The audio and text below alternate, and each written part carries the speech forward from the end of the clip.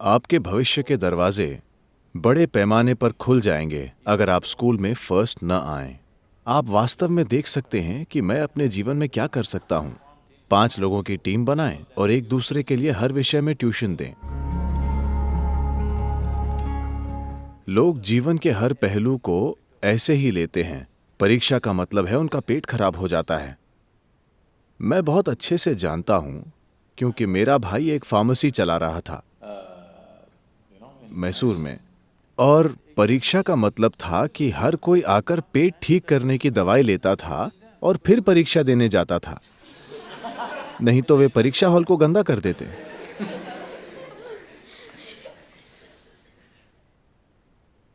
ऐसा क्यों? और वही चीज उनके साथ होती है जब वे नौकरी के लिए जाते हैं, यही उनके साथ होता है जब वे शादी करते हैं। वे बस हर चीज से डरते हैं। ऐसा इसलिए क्योंकि तैयारी नहीं है ना? वजह यही है कि आप किसी चीज को लेकर घबराए हुए हैं। मैं अभी कुछ लोगों से बात कर रहा था। पिछले 3 बार जब हमने यहां हेलीकॉप्टर मंगाया, 3 अलग अलग पायलट आए। मैं उन्हें देख रहा था, वे बहुत ज्यादा घबराए हुए थे।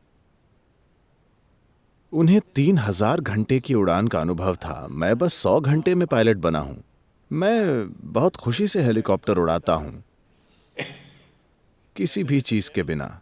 इस हद तक कि अमेरिका में मेरे इंस्ट्रक्टर से हमारे एक व्यक्ति ने पूछा, आप सदगुरु के बारे में क्या सोचते हैं? क्या वे आपके लिए अच्छे छात्र रहे हैं? और ऐसी सारी चीजें। उन्होंने एक चीज कही, उनके बारे में मेरी एक ही चिंता है, लगता है कि वे मौत से नहीं डरते। उन्होंने पूछा, इससे आपका क्या मतलब है? वो बोले, चाहे आप इंजन बंद कर दें, वे मुस्कुराते रहते हैं और जो करना है वही करते हैं। हेलीकॉप्टर में ये एक बड़ी चीज होती है, ऑटो रोटेशन। मतलब आप इंजन बंद कर दें और इंजन के बिना नीचे उतरें, हमेशा एक इमरजेंसी की तैयारी में। आपको समझाने के लिए इसमें क्या है, जो ट्रेनिंग क्राफ्ट हम उड़ाते हैं उसमें इंजन बंद हो जाता है, आपको एहसास होने के लिए। देखिए, इस एहसास में थोड़ा समय लगता है। आप लगातार उड़ रहे हैं, इंजन फेल होता है, तो आपको जानने में कि इंजन फेल हो गया है ये समझने में 2-3 सेकंड लगते हैं, क्योंकि रोटर अब भी शोर कर रहा है। सिर्फ एक वाइब्रेशन खत्म हो जाता है और हाँ, मीटर बंद हो जाता है। लेकिन अगर आप मीटर नहीं देखते और किसी से बात कर रहे हैं और वाइब्रेशन देखने से चूक जाते हैं, तो आपको पता भी नहीं चलता कि वो फेल हो गया है। लेकिन ये आपको ज्यादा से ज्यादा 7 सेकंड देता है। 7 seconds is all you सिर्फ have. 7 सेकंड में आपको 3 जरूरी चीजें करनी होंगी। अगर आप वो 3 जरूरी चीजें उन 7 सेकंड में नहीं करते तो आप मर जाएंगे। आप आखिरी उड़ान का मजा ले सकते हैं। तो जब हम बिना किसी चेतावनी के उड़ रहे हैं, एक प्रशिक्षण ये है कि वे इंजन बंद कर देते हैं। तो मैं बस वो करता हूं जो मुझे करना है और बहुत उत्साहित हो जाता हूं।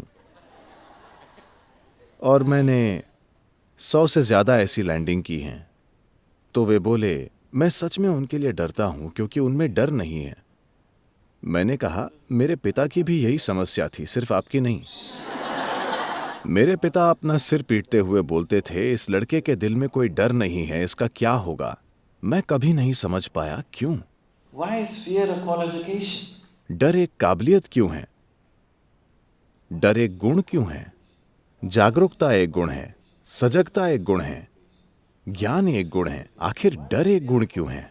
तो अगर आप अपनी परीक्षा को लेकर बहुत डरे हुए हैं, आप अच्छा करेंगे, क्या ऐसा है?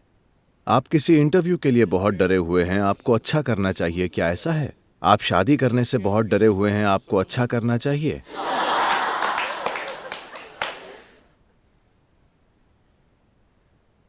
मैं लोगों को हर चीज इसी तरह लेते हुए देखता हूं। इसका क्या मतलब है? इसलिए कोई ऐसे सोचता है, बोर्ड परीक्षा, आगे जाकर मेरा क्या होगा? आपके भविष्य के दरवाजे बड़े पैमाने पर खुल जाएंगे अगर आप स्कूल में फर्स्ट न आए, क्योंकि फिर कई सारे अवसर होंगे।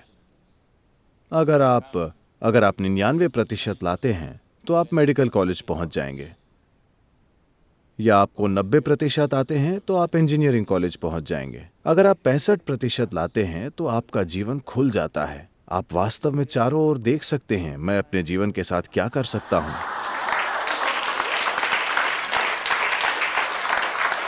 अब सारे टीचर परेशान हैं। सदगुरु पूरा स्कूल बर्बाद कर रहे हैं।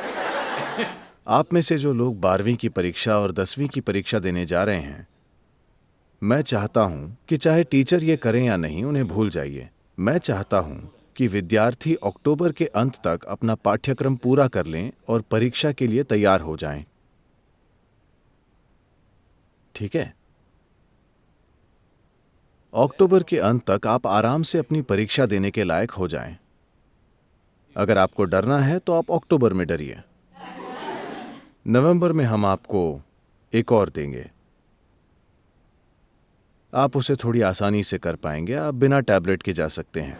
दिसंबर में हम 2 और परीक्षाएं लेंगे, उसे दीजिए। जनवरी में आप मजे कीजिए। फरवरी में बस थोड़ा बहुत किताब देख लीजिए। स्कूल का आखिरी साल है, मजे कीजिए।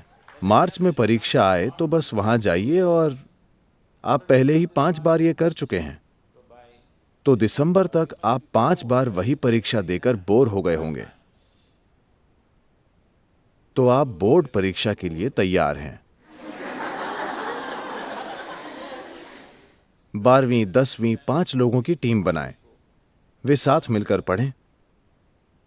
टीम इस तरह बनाएं कि जो लोग अलग अलग विषयों में अच्छे हैं वे साथ हों और एक दूसरे के लिए हर विषय में ट्यूशन दें और टीचर उनकी मदद करें।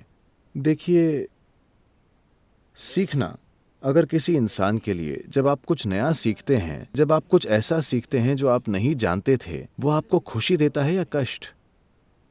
उससे आपको खुशी मिलनी चाहिए, है ना? एक इंसानी बुद्धि के लिए यह स्वाभाविक है। अगर आप कुछ ऐसा सीखते हैं जो आप नहीं जानते तो आपको खुशी मिलती है।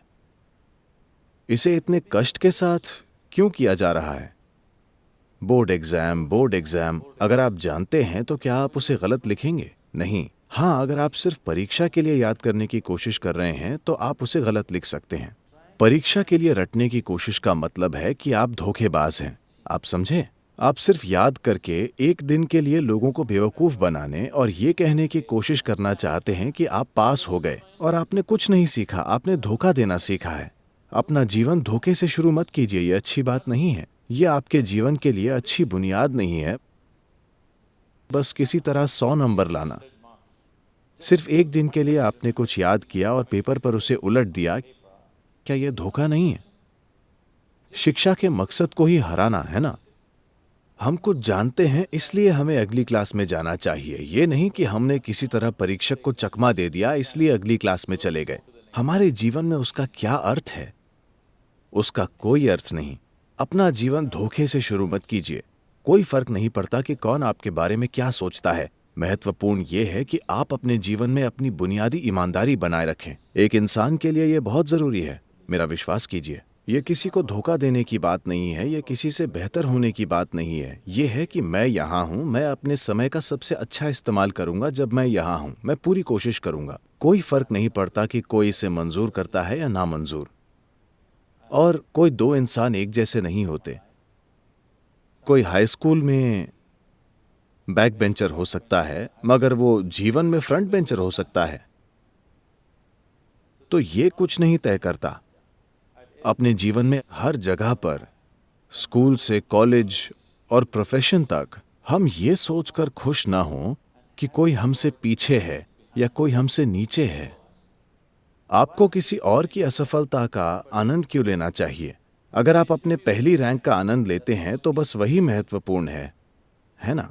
आप किसी और की असफलता का आनंद ले रहे हैं, ये बीमारी है। आप जो जानते हैं उसका आनंद लेना चाहिए। आपको अपनी खोज का आनंद लेना चाहिए। आप अपनी जानने की इच्छा पूरी होने का आनंद लेते हैं। आपको उसी का आनंद लेना चाहिए, किसी और से आगे निकलने का नहीं।